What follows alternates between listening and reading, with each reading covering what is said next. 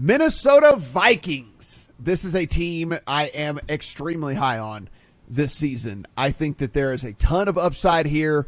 And Adam, as we were kind of discussing some of the other teams, you brought it up, so I do want to start things off with you here. I mean, listen, the biggest upgrade for this team right out of the gate has nothing to do with any of the player personnel whatsoever, and everything to do with the fact that Mike Zimmer and his archaic ways are out the door. Kevin O'Connell is in, and I don't care that Kevin O'Connell has never been a head coach before.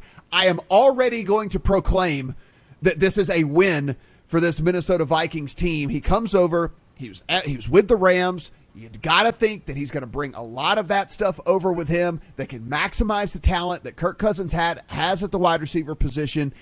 I think this is just massive, massive, massive upgrade for this Vikings team before we even get to the player personnel that I think is an upgrade as well. This is the Britney Spears team for me. Matt, hit me, baby, one more time. Yeah. Hit me hard, because the Minnesota Vikings have hit me so hard directly between the eyes so many times, especially last year. Minnesota was my team that I could not leave alone, and I was wrong nearly every week on Minnesota. When I thought it was their time, Mike Zimmer would come out and run the ball 76 times, and Kirk Cousins wouldn't get to throw it, and Justin Jefferson would have 3 targets, right? So I do think there's a massive addition by subtraction there. But let's talk about something else that happened here. The addition of Zadarius Smith. Now, this is a team that could not get to the quarterback. Now let's talk about the addition of Harrison Phillips. It's a team that couldn't stop the run. Right? Now, I'm still worried about the fact that Patrick Peterson at age 57 is starting a corner for the Minnesota Vikings. I do think the secondary can be had for the Vikings, but I also think they're going to be able to be a lot better in the front 7, both getting to the quarterback and stopping the run with lighter boxes than they have been in the past, which is going to bode well for them in the long run. Now, let's get back to the offense, which is what we were talking about here in the first place with Minnesota. You don't have to like Kirk Cousins. I don't think a lot of people do like Kirk Cousins. I don't think they like him as a quarterback. I don't think they like him as a caricature. But Kirk Cousins, any way you slice it, is a top 10 NFL quarterback. Mm-hmm. He is. There's no getting around it. The way he throws the ball, he is a top 10 NFL quarterback, and Justin Jefferson might well be the best receiver in the NFL. Now, beyond that, you got to project on health, right? You got to project on Adam Thielen, on Irv Smith for health, and let's be honest, KJ Osborne was pretty good last year in the spots where he got opportunity. There is a lot to like about the Minnesota Vikings coming into this year, and I hate how much I like the Vikings. I despise it. I do not want to like the Vikings because I do not trust myself betting the Vikings, but like you said, Kevin O'Connell comes from the Rams tree, right? The question for me is going to be, how much did Kevin O'Connell learn in the past couple of years working with Sean McVay? Because we have seen Kevin O'Connell, the offensive coordinator, before. And when he was the offensive coordinator in Washington, things were not great.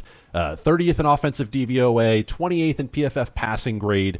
It was not dealing with the same level of talent that he has here in Minnesota. And so when you look at Kevin O'Connell, you say to yourself, how often do new head coaches come into this kind of situation? Most times you're coming into a team that's won 3 or 4 games, right?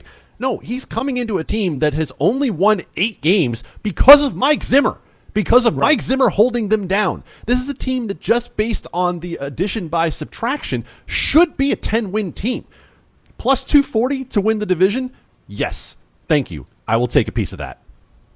10 games decided by 1 score or fewer. No, if you bring it out to 8 points, it was 14.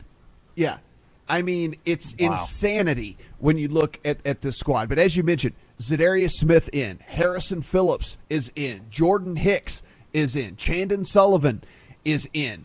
And used a first-round pick on a safety that is a lot of upside here. Andrew Booth in the 2nd round at corner.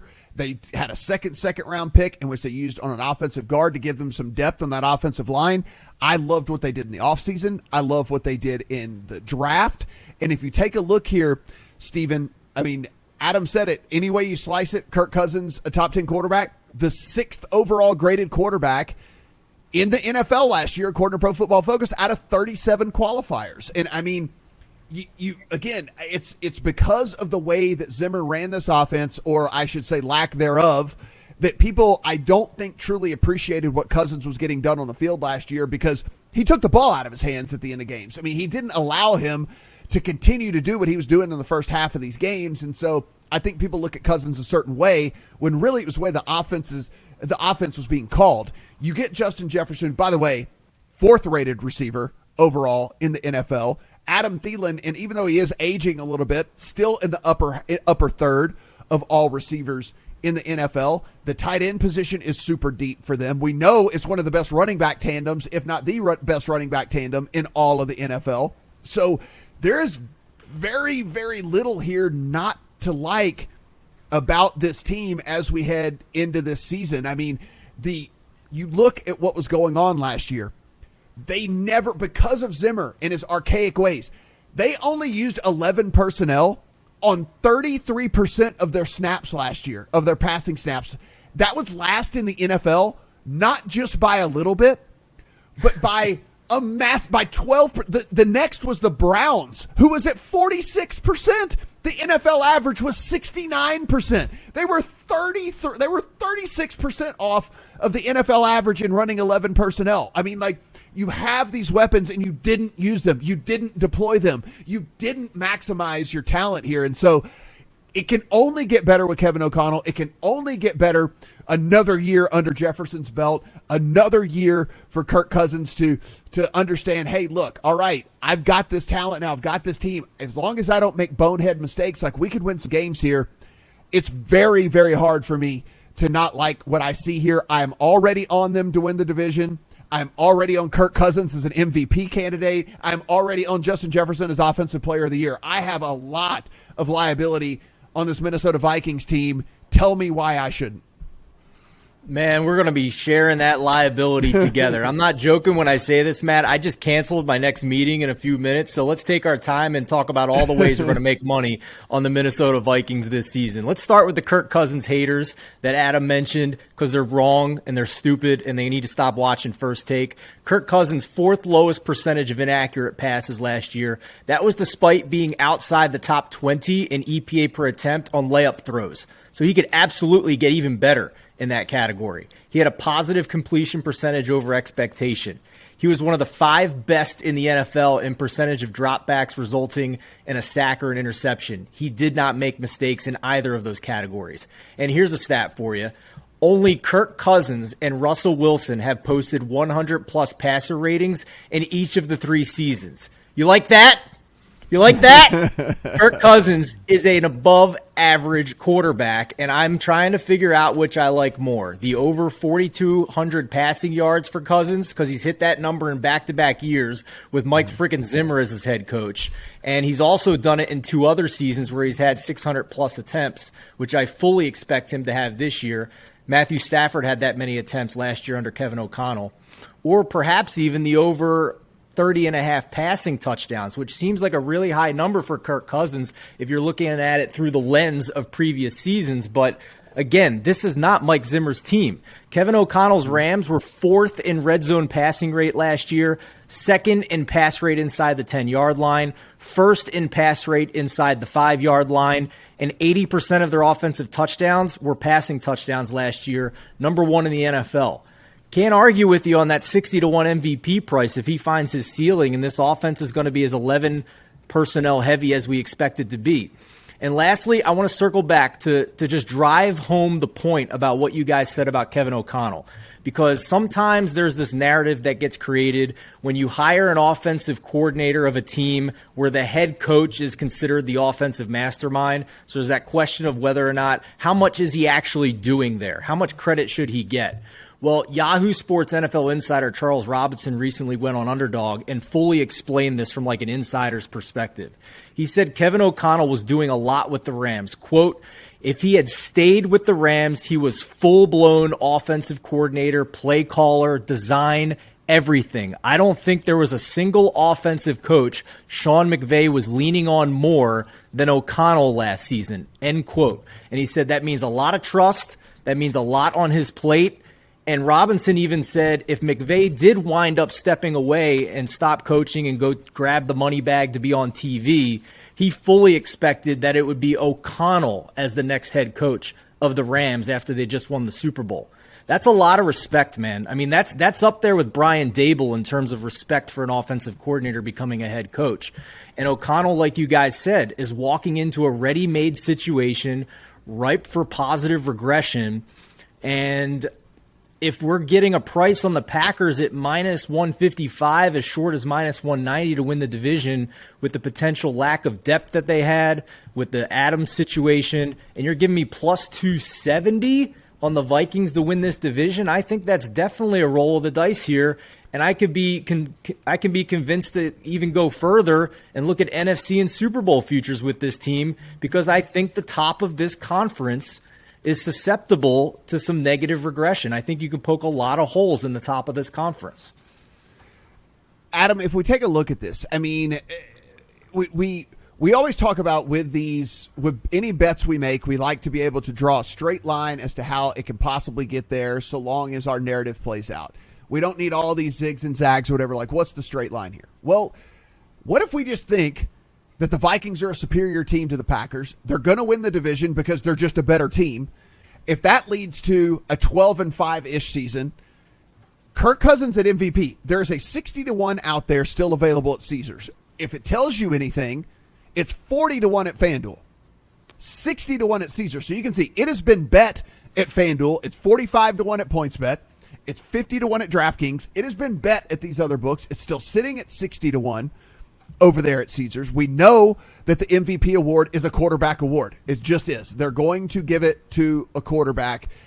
And then you look at Justin Jefferson, and if we believe that Justin Jefferson is going to have the type of season that he's going to have as well, you know, being fed, could lead the league in receptions, could lead the league in yards, could lead the league in touchdowns, could lead the league in all three. Could he sweep it all? Who knows? You can still find like an 18-1 on him for Offensive Player of the Year, or even a 9-1 on most receiving yards. I think that there are multiple ways to go about betting this team. Well, there are also ways that you can look at this and say to yourself, I'm a little bit worried about the award markets, right? Like, the objective measures of the Vikings, I think, aren't going to be all that questionable by the end of the year. I like the division bet. I think you can make a reasonable NFC case if you don't believe that Tampa is going to be what it's been, if you believe that the Rams are ripe to take a step back. I'm not necessarily in on both those ideas, but I do think it's a case you can make.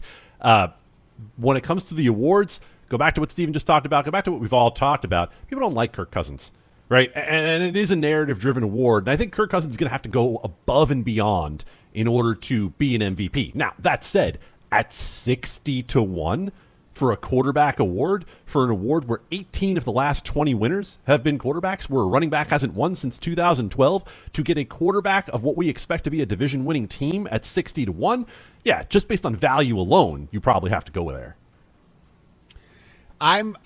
Listen, I just look at this team. There's a plus 275 still available out there if you shop around. Plus 265 is certainly available everywhere for the Vikings to win the NFC North. One of my favorite tickets I have in my account. I think only the Colts to win the AFC South is the one that I like better. But I love this Vikings team to win this division. Again, I think a lot of things would have to go wrong for them not to be at least super competitive in this division. And then you also super competitive in this league. And look, the NFC is the weaker conference this year. I think there's no denying that. And let's say they happen to stumble in week one against the Packers. Well, guys, it's a pretty good stretch of get right games, because it goes Eagles, Lions, Saints, Bears, Miami, none of which we all think could be good, none of which we think are going to be world beaters by any stretch of the imagination. Cardinals in week 8, I think the Cardinals could certainly be mediocre. And that's pre DeAndre Hopkins coming back, by the way. Right. And then Washington in week 9, which we all think Washington's going to be mediocre this year. So even an early stumble at Green Bay doesn't really affect my view of this squad at all, because there are a whole bunch. There's a big stretch there between week 2 and week 9 where they can get this thing right back on track. I do want to throw just a little bit of cold water on this. We should. I am with you guys. I think the value is there at the numbers that we are being presented, but just to fully give everybody the range of outcomes here, we are still talking about a team with some units that are inferior. The offensive line was graded 26th by Sharp Football compared to 11th for the Packers if all are healthy. 9th for the front seven for the Packers compared to 20th for the Vikings defense. 26th ranked secondary for the Vikings compared to the number 1 secondary for the Packers. So that defense in particular, I think, still has some talent they need to come up with. And I do think that if they're healthy, though, that front seven is solid. Top 15 edge guy in Daniil Hunter, who they brought back, but he's only played in 7 games over the past 2 years. Darius Smith, as Adam mentioned, top 30 pass rush grade by PFF. But that secondary is old, and they were 19th in dropback success rate last year. So if that defense isn't doing enough to help them win games, I think we're at least looking at an over team here week to week. I mean, I think there's going to be a lot of points scored in Vikings games this year. Yeah, if you look at Hunter and Smith, if they can get just, if we look, I understand it's a long time ago, but if you look at 2019, right, Zadarius Smith had 93 quarterback pressures. Daniil Hunter had 88. That was first and second in the NFL. Now they weren't on the same team, but you have 2 guys that just a couple of seasons ago were first and second in the NFL in quarterback pressures, right? And so there's a lot that goes on with the health of both of those guys. But even if you get them back to 90, even if you're getting 90% of that, right? You don't even need 100% of what they were a couple of years ago. If you can get 90% of that, Adam, you've got a pretty damn good defensive line. I think to look at that, you talked about the difference there, Stephen, from 11th to 26th between the front sevens. I think if you want to go to one of the sports books that'll let you name a bet, if they would let me name a bet on which team will have more sacks by the end of the year and I can get a reasonable price on the Vikings versus the Packers, I think it's reasonable to say the Vikings could end up. I know sacks are not the easiest to predict. Pressures are a lot more predictable. Sure. But when you put in a potential 2-gap run stuffer in Harrison Phillips into the middle, well, then you just made it a lot easier to be able to get more blitzes if you need more blitzes, to be able to go with just getting those edge guys there in a lot easier form than you have in the past. So yes, a lot has to go right. I agree with you, Stephen. We shouldn't be talking about the Vikings at the level of the Rams or the Buccaneers right now. But where the market is what we care about. And the market right now is still looking at the Vikings as Mike Zimmer's clown show. Yeah, I agree. If we look at Matt, they're priced right now as the projected 7 seed to make the playoffs, competing with the Cardinals and the Saints. And I think we all agree the ceiling is a lot higher than that. I agree. And just one last thing to put a bow on this. I mean, from a defensive standpoint, they get one of the very biggest jumps in ease of offenses that they are going to play this year in all the NFL. The difference is the 3rd biggest jump in pass offenses versus, right? So their schedule is getting exponentially easier from a defensive perspective against pass offenses, and the 2nd easiest in rush offense difference. And so, I mean, again, this defense is going to catch a break there as well because the schedule just eases up for them against opponents that they're going to play. So again, I could be wrong, and as we said, we've all been burned by this Viking squad so many times before. But it's a new day. It is a new day. Adam, as we sit here, I'm going to head out, and I will call this division as Vikings, Packers, Lions, Bears. How do you think this thing all plays out when it's all said and done? As we sit here on August 18th, I will still say that I think the Green Bay Packers are the rightful favorite in the division because it really is a show-me situation for the Vikings because Aaron Rodgers is Aaron Rodgers. So I will tentatively still say Packers, Vikings, Lions, Bears, but it's not going to shock me at all when the Vikings ultimately win this division. Stephen, I assume you're one of the two. Which way are you going? You leaning Packers? Or are you going to give it to the Vikings? I still think slightly greater than 50% chance that the Packers win this division, but this minus 155 to minus 190 stuff is ridiculous. So I put it this way, somehow we talked in a previous podcast that the Ravens are the favorite to win that division over the Bengals, who I think we only got stronger, and that's a bad price, right? But in the opposite situation here with the Vikings, to get plus 270 almost 3-1 compared to some of the other division prices we're getting on teams around the NFL. That price is just too good to ignore. So the implied probability doesn't match the odds in my mind. Therefore, it's a valuable bet, and I'm going to take it.